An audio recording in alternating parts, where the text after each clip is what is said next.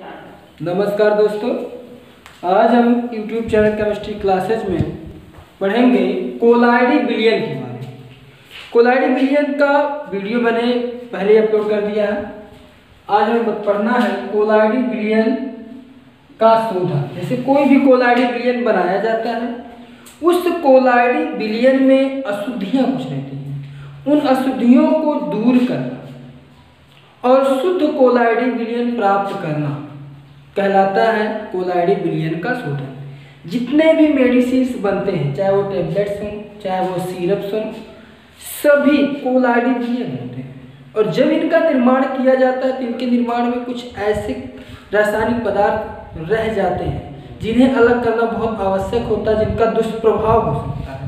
इसलिए कोलाइडी विलयनों का शोधन किया जाता है। अर्थात कोलाइडी विलयन में कुछ अशुद्धियाँ होती हैं, उन अशुद्धियों को दूर करने के लिए हम कोलाइडी विलयन का शोधन करते हैं। शोधन करने की कोलाइडी विलयन की बहुत सारी विधियां, लेकिन प्रमुख रूप से यहाँ दो विधियां आपको बताई जाएंगी, एक अपोहन और एक विद्युत अपोहन, क्योंकि ये प्रमुख विधियां हैं। इन्हीं विधियों द्वारा जो है कोलाइडी विलयनों का शोधन किया जाता है। तो पहला अपोहन, बहुत पूछा जाता है परीक्षाओं में। अपोहन क्रिया होती क्या है? अपोहन क्रिया क्या होती है? कोलाइडी विलयन में अशुद्धि के रूप में उपस्थित क्रिस्टलीय पदार्थ, देखिएगा यहाँ क्रिस्टलीय पदार्थ, अर्थात कोई कोलाइडी विलयन बनाया गया और उस कोलाइडी विलयन में कोई क्रिस्टलीय पदार्थ उपस्थित है जिसको चर्मपात्र झिल्ली, अर्थात चर्मपात्र झिल्ली का मतलब होता है चमड़े से बनी हुई झिल्लियां। चर्मपात्र झिल्ली द्वारा विसरण क्रिया, विसरण क्रिया का मतलब होता है कि किसी पदार्थ को यदि किसी बर्तन में रखा जाए, किसी पात्र में रखा जाए और उस पात्र से धीरे धीरे करके वह निकलने लगे, इधर उधर बह जाए छिद्रों के माध्यम से, तो उस क्रिया को विसरण क्रिया कहते हैं। तो देखिएगा, इसमें कहा गया कि कोलाइडी विलयन में उपस्थित कोई क्रिस्टलीय पदार्थ है और उस क्रिस्टलीय पदार्थ को चर्मपात्र झिल्ली के माध्यम से विसरण क्रिया द्वारा अलग किया जाता है। पृथक करने की क्रिया क्या कहलाती है? अपोहन कहलाती है। पृथक करने का जो पराक्रम होता है उसे हम क्या कहते हैं? अपोहन कहते हैं। चर्मपात्र की बात की गई है, चर्मपात्र झिल्लियां ली जाती है चर्मपात्र द्वारा। तो चर्मपात्र झिल्लियों में देखिएगा, चमड़े की झिल्लियां पहले भी प्रयोग की जाती थी, लेकिन अब झिल्लियां जो ली जाती हैं वो जैसे सेलुलोस नाइट्रेट हो जाए, सेलुलोस एसीटेट हो जाए, और कौन सा हमने बताया? सेलुलोस नाइट्रेट लिया जाता है और सेलुलोस एसीटेट, इन सब झिल्लियों का भी प्रयोग किया जाता है। झिल्लियों के नाम पूछे जा सकते हैं, झिल्लियों के नाम तो याद रखिएगा, ये झिल्लियां जो ली जाती हैं सेलुलोस नाइट्रेट, सेलुलोस एसीटेट, और भी झिल्लियां ऐसे।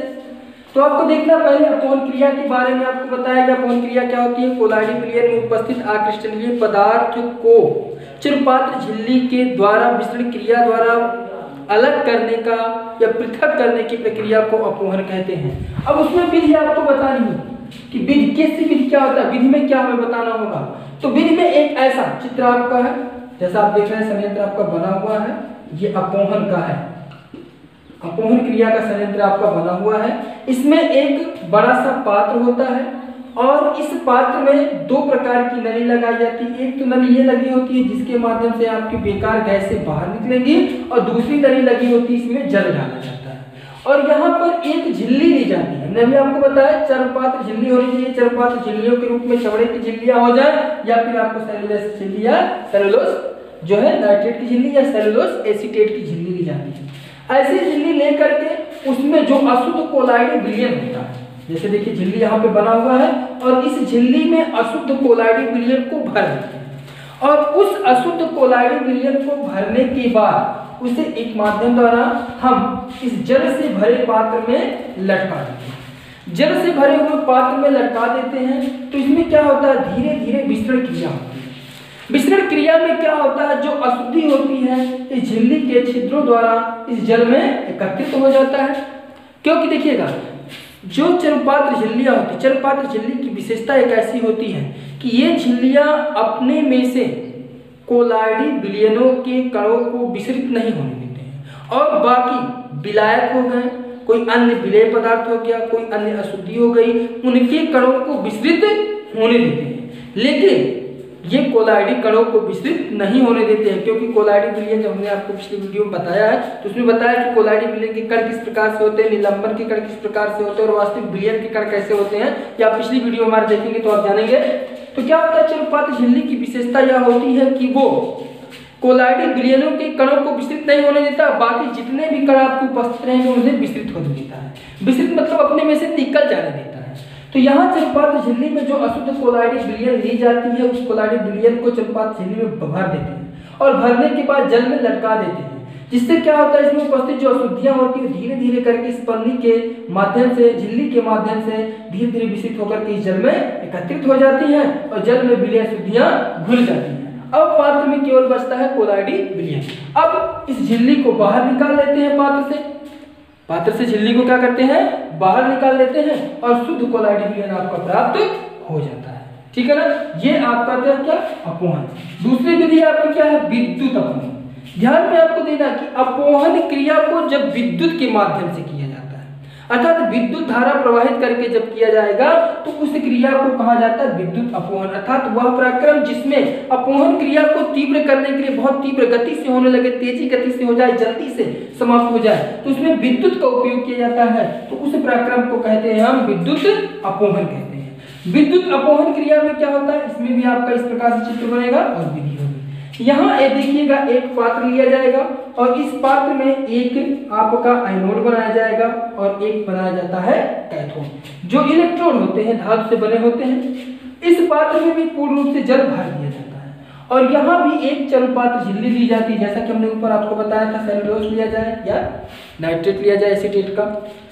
दूसरा चीज आप देखेंगे, अब जल में भरे हुए जो आपका झिल्ली है, झिल्ली से भरा हुआ कोलाइडी विलयन होगा और इस कोलाइडी विलयन में क्या करते हैं, इसके कोलाइडी पात्र को कोलाइडी विलयन में भर करके और इस पात्र में हम लटका देते हैं झिल्ली को। ये आपका जल का रास्ता होता है, इसके लिए जल भरा जाता है। अब ये जो आपके दो इलेक्ट्रोड लगे हैं, एक कैथोड है और एक एनोड होता है। ठीक है ना, कोलाइडी विलयन जो होते हैं, कोलाइडी विलयन धनावेशित भी होते हैं, ऋणावेशित भी होते हैं। ठीक है ना, अब इस कोलाइडी विलयन में जो आपकी अशुद्धियां, वो अशुद्धियां भी आपकी क्या होती है, धनावेशित और ऋणावेशित होती है, क्योंकि वैद्युत अपघट्य होते हैं। और कोई भी वैद्युत अपघट्य जो होता है वो विद्युत धारा के प्रवाह से क्या होता है, वियोजित हो जाता है। हाई स्कूल में आप पढ़ेंगे या गारंटी वीडियो में आप देखिएगा। दूसरा चीज आप देखेंगे, जब हम क्या करते हैं, झिल्ली को इस चर्मपात्र से भरे हुए झिल्ली को हम जल में डुबोते हैं और विद्युत धारा कैथोड के माध्यम से, एनोड के माध्यम से जब प्रवाहित करते हैं, जैसे ही विद्युत धारा प्रवाहित होता है, इसमें जो उपस्थित आपके अशुद्धियों के कण होते हैं, वो अशुद्धियों के कण वियोजित होकर के जल एक शुद्ध विलायक माना जाता है, इन इलेक्ट्रोड द्वारा खींच लिए जाते हैं। जो धनात्मक अशुद्धि होगी वो आपका किसके तरफ जाएगा, कैथोड की तरफ जाएगा, और जो ऋणात्मक अशुद्धि होगी वो एनोड की तरफ आकर के चिपक जाते हैं। अब बचा हुआ कोलाइडी विलयन। कोलाइडी विलयन, हाँ, सवाल एक आपके मन में आएगा कि कोलाइडी विलयन भी वियोजित होता है। हाँ, कोलाइडी विलयन भी वियोजित होगा, लेकिन चर्मपात्र की विशेषता होती है कि कोलाइडी विलयनों के कणों को अपने में से विसरित नहीं होने देता है।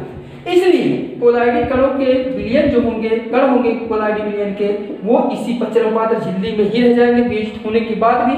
लेकिन अशुद्धियों के जो कण होंगे वो वियोजित होकर के क्या होते हैं, एनोड और कैथोड पर आकर के चिपक जाएंगे, अर्थात जो धनात्मक कण होंगे वो कैथोड पर चिपकेंगे और जो ऋणात्मक कण होंगे वो एनोड पर आकर के चिपक जाते हैं और कोलाइडी विलयन का शोधन हो जाता है। जैसे देखिएगा, आपका फेरस ऑक्साइड है, अर्थात ये FeOH का होल्ड, ये फेरस हाइड्रो ऑक्साइड है। इस फेरस हाइड्रो ऑक्साइड में अशुद्धि आपकी होती है HCl, हाइड्रोक्लोरिक अम्ल होता है, HCl अम्ल होता है। अब ये दोनों आपके मिक्सिंग होते हैं और इन्हें हम क्या करेंगे, इसमें भर देंगे, तो ये तो आपका टूट जाएगा, Fe2 पॉजिटिव और ये 2H नेगेटिव, लेकिन ये कोलाइडी कण है। अब यह कोलाइडी कण इस झिल्ली में ही रह जाएंगे, लेकिन ये जो Cl है ये भी टूट जाता है, H+ आयन और Cl- आयन। ये Cl- आयन आके चिपक जाएगा किस पे, एनोड पर, और H+ आयन जो होगा वो चिपक जाएगा कैथोड पर, और क्या होता है, कोलाइडी विलयन का शोधन हो जाता है। ये दो प्रमुख विधियां होती हैं शोधन करने की।